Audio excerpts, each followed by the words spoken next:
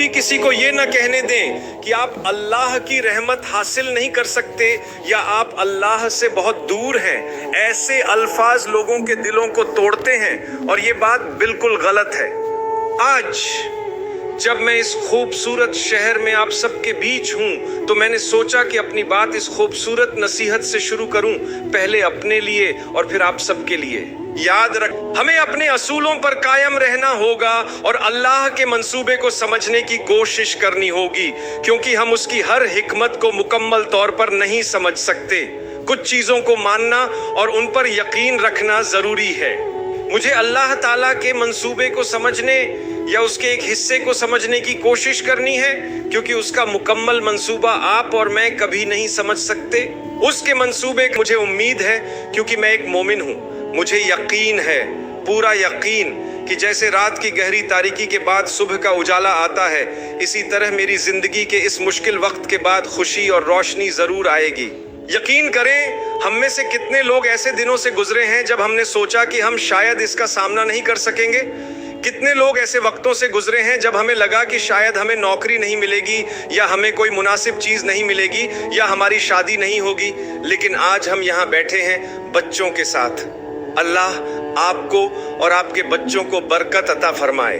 हो सकता है कि हम में से बदकिस्मती से मादी दुनिया में कामयाबी को दौलत से नापा जाता है, लेकिन खुशकिस्मती से एक मोमिन जानता है और यकीन रखता है कि यह सब कुछ नहीं है। अगर दौलत का ताल्लुक सीधे अल्लाह की खुशनुदी से होता तो सबसे ज्यादा दौलतमंद कोई और नहीं बल्कि रसूल अल्लाह होते। लेकिन रसूल अल्लाह ने अपनी जिंदगी में आजमाइशों का सामना किया। आपने अपनी जिंदगी में अपने बच्चों को एक के बाद एक खो दिया। क्या वो अल्लाह के महबूब नहीं थे? वो आप और मुझसे ज्यादा महबूब थे, हर एक से ज्यादा महबूब थे। हम उन्हें अशरफुल मखलूकात कहते हैं, तमाम नबियों में सबसे अफजल। इसके बावजूद आपने मुश्किलात का सामना किया। लोगों ने आपके बारे में मनफी बातें की। एक इम्तिहान है, पैदाइश के लम्हे से ही यह इम्तिहान शुरू हो जाता है और जैसे ही हम बालिग होते हैं हमारी जिंदगी के अमाल का हिसाब रखा जाने लगता है, क्योंकि अब फरिश्ते आपके हर अमल और हर लफ्ज को लिखने लगते हैं। फरिश्ते हमारे हर अमल और हर बात को लिखते हैं। लेकिन अच्छी बात यह है कि अगर हमने माजी में कुछ गलतियां की हैं तो अल्लाह ने हमें उनको ठीक करने का मौका दिया है। इसलिए कभी मायूस ना हूं। चाहे आपने माजी में कुछ भी किया हो, वो गुजर चुका है। आपके पास हमेशा बेहतरी की गुंजाइश मौजूद है। माजी तो बस माजी है। रसूल अल्लाह की जिंदगी में भी बहुत से चैलेंज आए। लोगों ने आप पर इल्जाम लगाए और बहुत सी बुरी बातें कही। क्या ये सब बातें आज हम लोगों के बारे में भी नहीं कही जाती? ये इस बात की निशानी है कि अल्लाह ताला हमें भी ऐसे इम्तिहानों से गुजार रहा है जिससे उनके सबसे महबूब नबी को गुजारा गया। परेशान होने की जरूरत नहीं। हर आजमाइश अल्लाह की तरफ से है और वही हमारी मदद करने वाला है। जब हम बच्चे थे हमें ये बात समझ नहीं आती थी, लेकिन जैसे जैसे हम बड़े होते हैं हमें एहसास होता है कि जिंदगी हमेशा हमारी मर्जी के मुताबिक नहीं चलती। जिंदगी अल्लाह के मंसूबे के मुताबिक चलती है। अक्सर कामयाबी का रास्ता मुश्किलों से शुरू होता है, क्योंकि इस दुनिया में अपने दिनों को अच्छे तरीके से गुजारना चाहिए और जैसे जैसे दिन गुजरते हैं खुद को बेहतर बनाना चाहिए। अच्छे मशवरे को एक अच्छा जरिया समझें, मददगार समझें, लेकिन जब कोई आप पर तनकीद करे या सख्त अल्फाज कहे तो उसे दिल पर न लें। याद रखें, वो आपके हालात और आप पर आने वाली सख्तियों को नहीं जानते।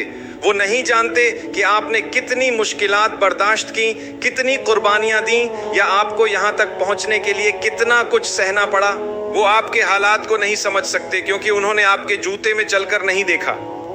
अल्लाह सब कुछ जानता है, लेकिन इंसान नहीं जानता कि आपने किस तरह का सफर तय किया है।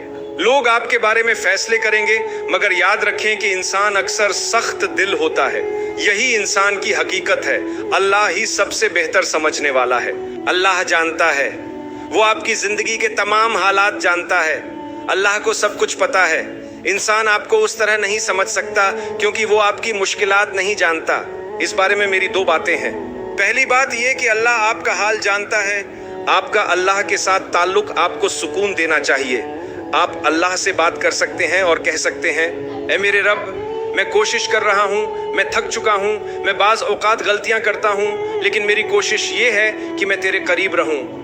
میں گناہ کرتا ہوں، میں پھسل جاتا ہوں، لیکن میں تجھ سے معافی چاہتا ہوں۔ مجھے مضبوط کر، میری مدد کر اور مجھے اپنی رہنمائی دے تاکہ میں صحیح راستے پر چل سکوں۔ دوسری بات یہ ہے کہ اللہ نے آپ کو بنایا اور وہ آپ کو ذاتی طور پر جانتا ہے۔ وہ آپ کی کمزوریوں، آپ کی مشکلات اور آپ کے گناہوں کو جانتا ہے۔ اور آپ کو یہ نہیں سوچنا چاہیے کہ اللہ آپ کا رب نہیں رہا یا آپ اس سے اتنے دور ہیں کہ اب کوئی امید نہیں رہی۔ نہیں، امید ہمیشہ ہے۔ اللہ کے ساتھ تعلق رکھنے میں ہمیشہ امید ہوتی ہے۔ اگر آپ اللہ سے سچی توبہ کریں گے تو وہ آپ کو معاف کرے گا، آپ کو ہدایت دے گا اور آپ کی زندگی میں سکون لائے گا۔